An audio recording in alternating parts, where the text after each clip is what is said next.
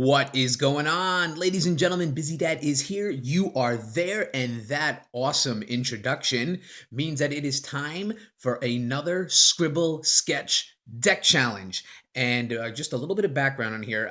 This is a collaboration with another great YouTuber, Scribble Sketch, and I'm going to put a link to her channel in the description below. And I command you, I order you to check out her channel and subscribe to her because she puts up a lot of great videos. She covers Force of Will. She covers video games. She live streams.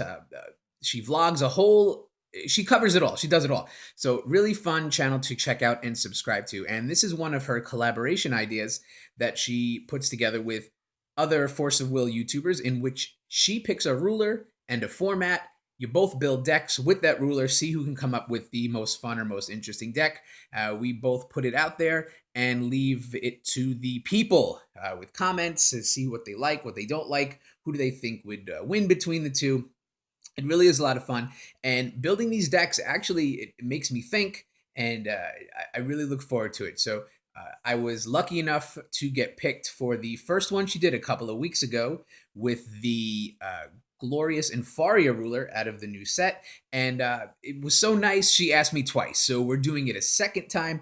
This time around, she picks the Invading Demon of Water Valentina ruler from Legacy Lost that we see right here on the set. But before we go into that, I just wanted to have a few comments on her last challenge with Glorious Infaria, which I thought she did a really good job putting together a deck that focused on the inheritance. So she put a lot of cards with the inheritance in there to use that ability, which was really smart. And I also like the fact that she put in ramp cards as well, Red Riding Hood, other cards to her, give her more stones that would inevitably help her to use the higher cost inheritance cards in case she needed to hard cast them as well. So I thought that was really good. I liked her deck, was really solid. So you can check it out in her channel. My channel has my Glorious and Faria deck as well. So you can check that out too. But we're moving on to the second round, and she has picked Valentina. So I know that this is a ruler that she likes. So I really wanted to do a good job in putting together a deck that she would approve of. And I had a bunch of ideas, a bunch of different ways I wanted to approach this deck. And if you know me and you know my channels, I like to be original or unique, put in cards that you wouldn't expect or you wouldn't think about trying to run, but they actually work. And I was deciding between a few different ideas, but in the end, I wanted to actually highlight some of the Legacy Lost cards. If there are new or casual players or just curious players looking at these deck challenges and trying to figure out how to use the new cards in Legacy Lost in the deck. So I decided to go with that, and I decided to focus on using the fantasy resonator tokens to help us out. Here are just a few of them right here. So we use the cards in this deck to bring in these tokens who eventually help us out and help us win the game. All your wildest fantasies are going to come true in this deck. Or maybe not. But we definitely use them. Don't laugh. Don't underestimate these guys because they start out at 400, but they eventually do become pretty strong and pretty nasty, as you will see. So it's a deck that I built, and we have to name these. It doesn't matter. So here is the profile for the deck I call Val's Pals. We got it right here, and our ruler is Valentina, the Invading Demon of Water Valentina. It's a Wanderer ruler for water and dark. So, and the judgment is 1 blue, 1 black, and 1 of other. And there you see the Energize, where if you don't go first, you get the token or the coin where you banish it at any time, and you can produce either 1 blue or 1 black will at any time. You can't produce both, that'd be nice, but only one. So here are a couple of really interesting concept abilities with Valentina on her ruler side. Whenever you play a water chant, target resonator gains -X attack until the end of the turn. And whenever you play a darkness chant, target resonator gains -X defense until the end of the turn. The X will be the card's cost. So if you play a water chant for 1 blue, a target resonator is going to lose 100 attack. If you play a water and darkness chant both that cost 3, someone's going to lose -3, -3 for the turn. It really works well with your spells, and you also just have to keep that in mind when you're using it to make sure that the proper debuffs are being given out at all times. So it is a ruler that you have to pay attention to. But let's flip her over. Let's play the one blue, the one black, one of other, and here she is. She becomes Valentina, the Released Terror, a Conqueror J ruler, 1000 attack and defense, and you may pay 1 void less to play Water Darkness cards. Now it says a Water Darkness card is both water and darkness, and we'll get into it when we show the cards. They have to have the cost of water and dark. It can't be one or the other. It has to be both. But if you have any of those cards, they do cost 1 void less to play. You don't get a discount on the actual color. Also, if you banish 2 resonators, you could choose one. Draw a card or destroy a target resonator. So it's a nice little ability, especially if you can get a bunch of smaller resonators or token resonators on the field that you could banish, no problem. Banish them, and you get to do one of those choices, either draw or destroy a resonator. So it definitely comes in handy. But flipping her is optional. It's not really crucial. Her ruler side is really good because of the fact that it lets you play off the spells that you cast to negate your opponent's resonators. So let's move her aside and let's get into the stone base. So we're going to start it off with 4 copies of Remains of Ataraxia. This is her special magic stone. Now, I only have 2, so please don't mind those. Those are just proxies for the sake of the deck. If you don't have, if Valentina is not your ruler and you play one of these, it's going to come in rested unless you pay 300 life, but there really is no reason to do it. You treat it as a water or a darkness stone, so it can produce blue or black. But if you rest it, target resonator token gains +1/+1 until the end of turn. So it's not really a killer ability, but if you have a token on the board and you have an open stone, you can rest it and pump it up +1/+1 for the turn. So I guess it could come in handy, but like I said, it's not a killer ability. We have the 4 copies of the Magic Stone of Dark Depths. This is our dual stone. It's going to give us both access to blue and black, which is good to have. And finally, we have 1 blue stone and 1 dark stone. I don't mind this lineup because with the Energize, if you happen to not go first, you're always going to have that turn 1 play, whether you draw just the basic blue stone or the basic black stone. Your Energize will give you the ability to do both. Okay, so we'll go into our resonators, and off the top is 4 copies of the Messenger Familiar. This is a 1-drop for dark. It's a familiar resonator, 100 attack and defense, and when this card is put into a graveyard from your field, search your main deck for a 12 Apostle, reveal it, and put it into your hand, then shuffle your deck. So here is the first look at part of our winning strategy. We put this guy out into the field for cheap. When he hits the graveyard, we get to go search for a 12 Apostle. So keep that in mind. I'm sure we'll get into that later on. Here, 4 copies of the Illusory Projection. This is a fantasy resonator for 2, 1 water and 1 dark. And here's what I was talking about before. This is a water and darkness card. So you see how it costs both. 400 attack and defense. It's a fantasy resonator. And when this card is put into a graveyard from your field, put a 400 Water Darkness Fantasy Resonator token into your field. So great card. It replaces itself. You have this on the field, and it dies, and you get to put a Fantasy Resonator token into your field for 400 attack and defense. So it's really good to look for cards that replace themselves or have some sort of perk or bonus for using them. So he comes onto the field. When he dies, you get one of those tokens. Really good. 3 copies of the Illusion Wizard. This is a 3-drop Wizard Resonator. 1 dark, 1 water, and 1 of any. 500 attack and defense.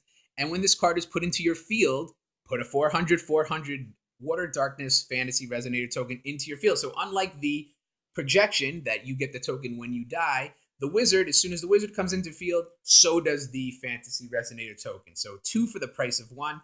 And you can see how we're starting to build the tokens. We can get these tokens onto the field and really help us out.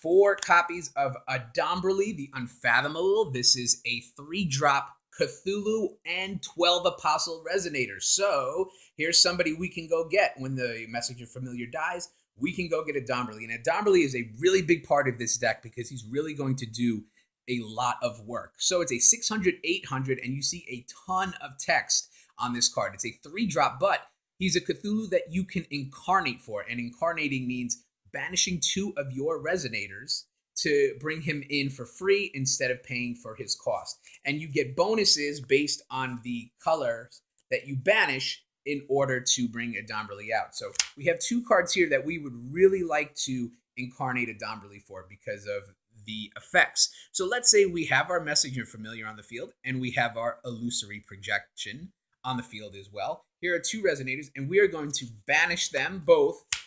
We're going to incarnate them to bring in a Domberly for free. So let's take a look at everything that happens when you do that. The graveyard effects are going to hit first. So because we banished the Illusory Projection, we are going to get a 400/400 Fantasy Resonator token in the field.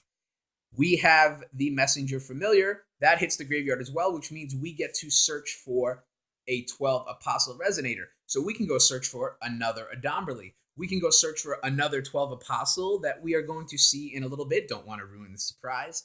But we get to search for that. And then a Domberly says, if you banished a blue Resonator, you get to draw a card.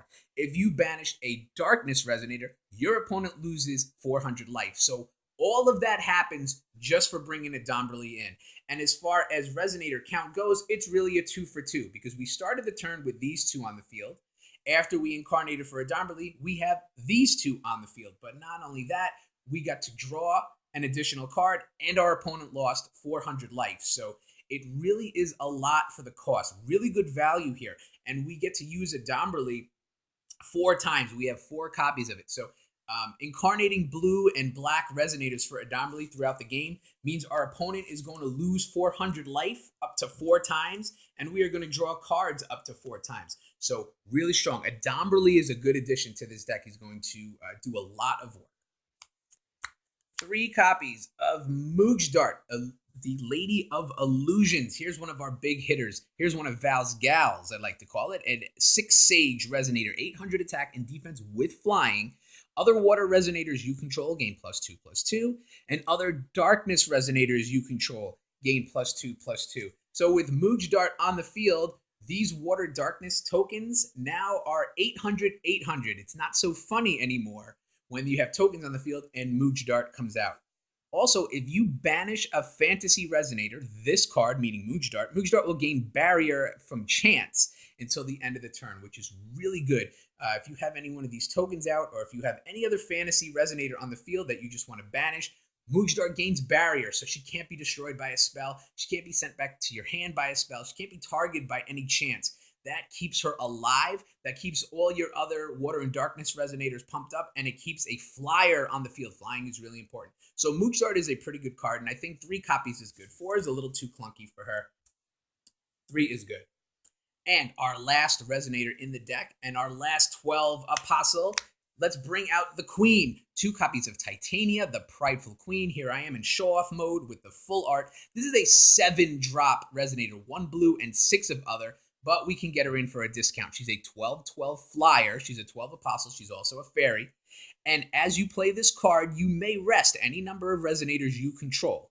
You pay 2 void less to play this card for each Resonator rested this way. So, really good way if you have cheap little tokens on the board, or you have the Messenger Familiar. For each one you rest, you pay 2 less to bring Titania in. So, depending on your board presence, you could bring Titania in for 3 or even for 1, which is amazing. 1 drop to bring in a 12/12 flyer. Also, it says other water Resonators you control and other fairy Resonators you control gain +2/+2. So now, if we have a Titania, if we can get Titania and a Moojdart on the field, these tokens are now 1,000 each because of the pump-ups from Moojdart and Titania. That is amazing.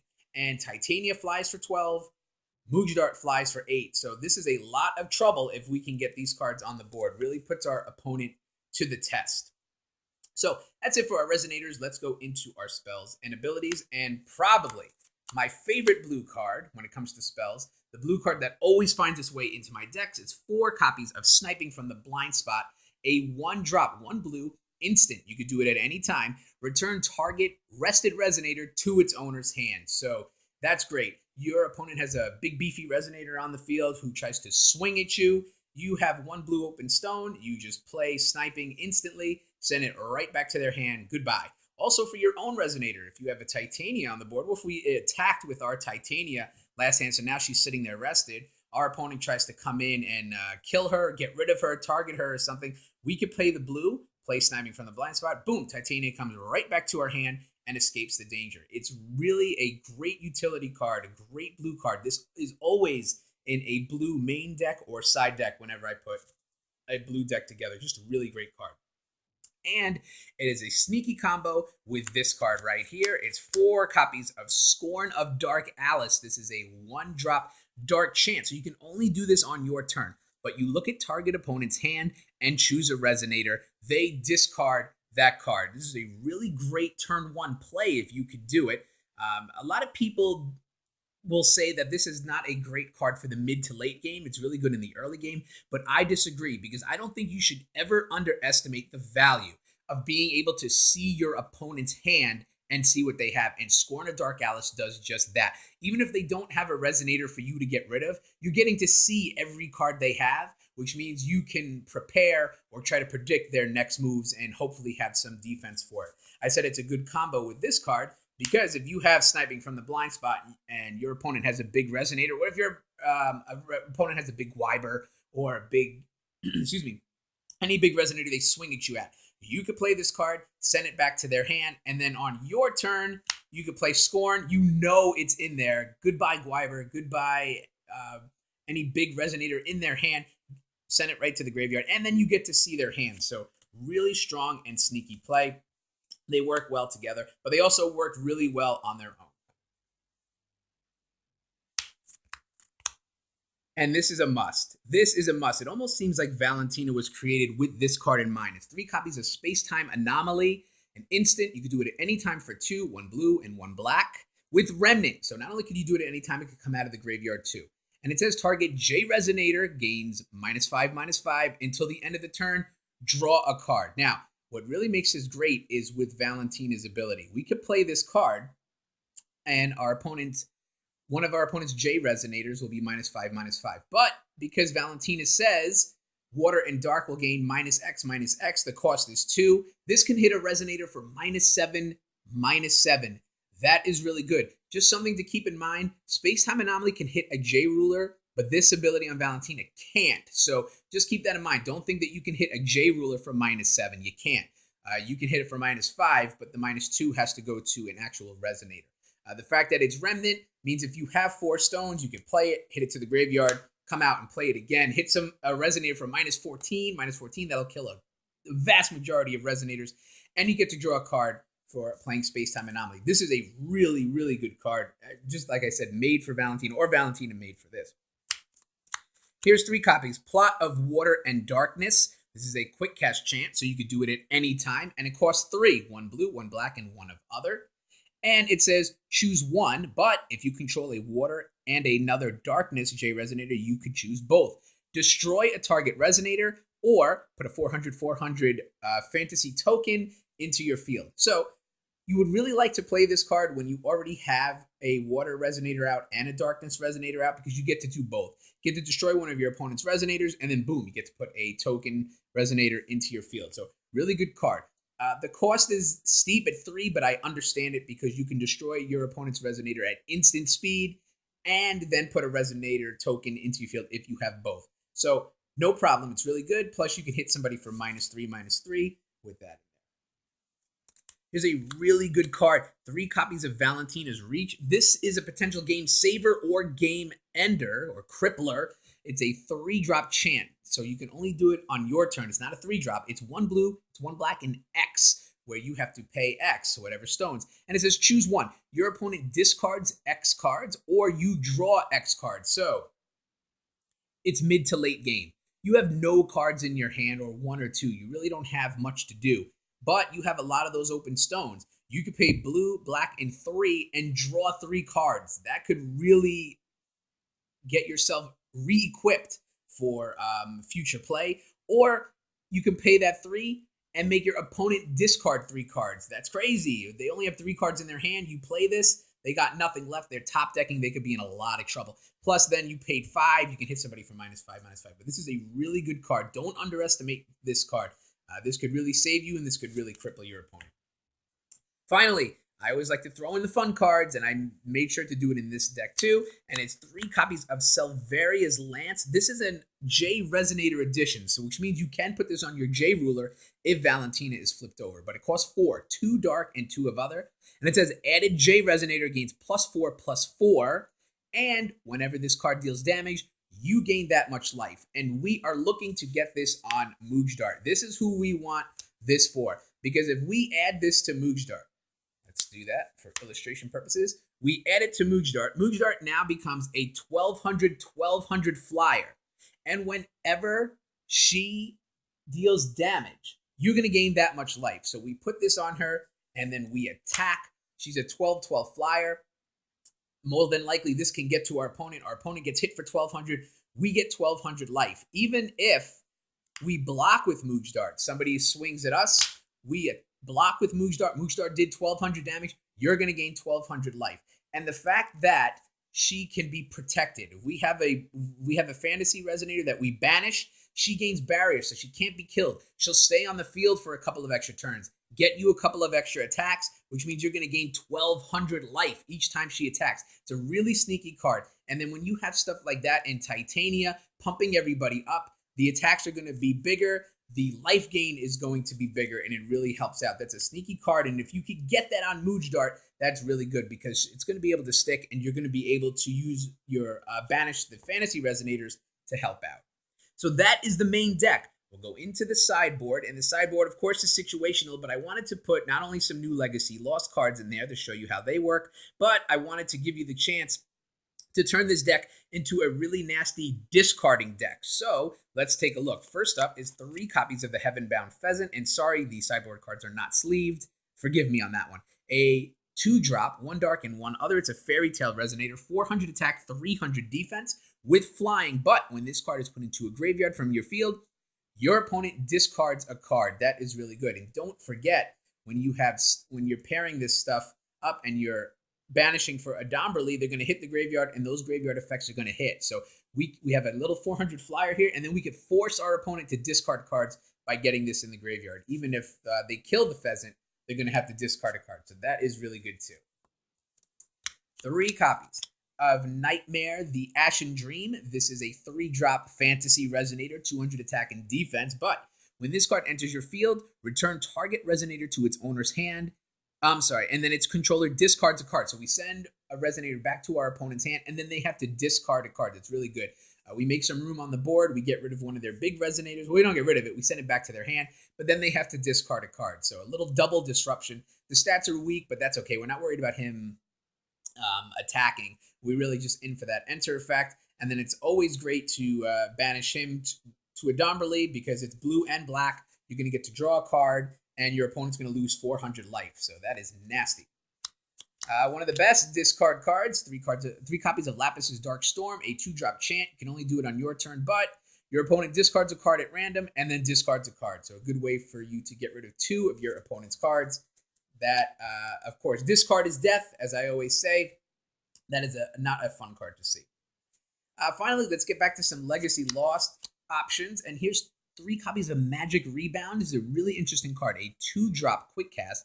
You do it at any time. 1 blue and 1 black. It says change the target of target spell or ability with a single target. Draw a card. The new target must be legal. So anything that your opponent plays that says target resonator, target opponent, target player, target anything, you can then play the Magic Rebound and change that target to a new target as long as it's legal. What I like about this is his spell or ability. So there are a bunch of different things.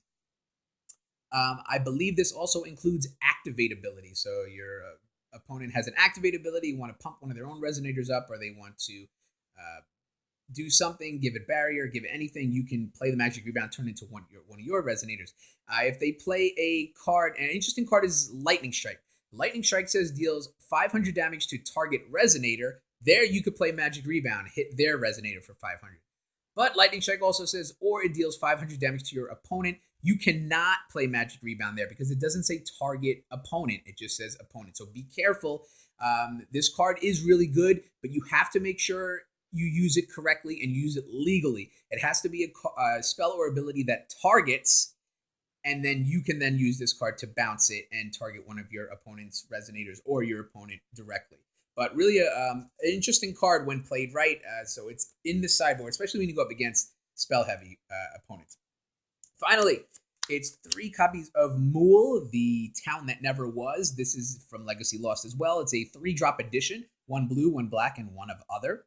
Stays in the field, and it's a constant ability of blue and black, and remove a Resonator in your graveyard from the game, and you put a 400/400 token into your field. And if you're playing a lot of the incarnating, you have the familiar on the board and you banish him for a Domberly, or you have the projection on the board. Anytime you use a Domberly to get these guys off the board, or just your Resonators in the graveyard in general, if you have Mool on the field and you have the open stones, you can just pay 1 blue, pay 1 black, and then boom, a fantasy Resonator comes in there. You have to remove that Resonator from the graveyard, but it's just another way to get the Resonator tokens into your field. And if you take the approach of trying to build the tokens up for Titania or Moojdart, just to get everything in and build up a big presence to win the game, this edition is not bad. Definitely a fun card to check out and go in and put in your deck as a sideboard option. So guys, that is it. That's my deck, an official entry into the Scribble Sketch Challenge. This is Val's Pals, and I want to know what you think. Do you like it? Do you hate it? Agree, disagree? Let me know what you think with some comments below. And also, besides liking and sharing and subscribing like I always tell you to do, make sure you go to Scribble Sketch, check out her channel. I got links. Check out her Valentina deck. And who did you like better? Who do you think gets the edge in this challenge here? Really like to hear your thoughts and opinions either way. Discussion is always great. And don't forget, we always have more videos coming. So that is it for today. Scribble Sketch, thank you very much for doing another challenge. And hopefully this one goes just as well and I get to challenge you again. But to everyone else, thanks for checking it out. As always, thanks for a few minutes. I'll talk to you soon.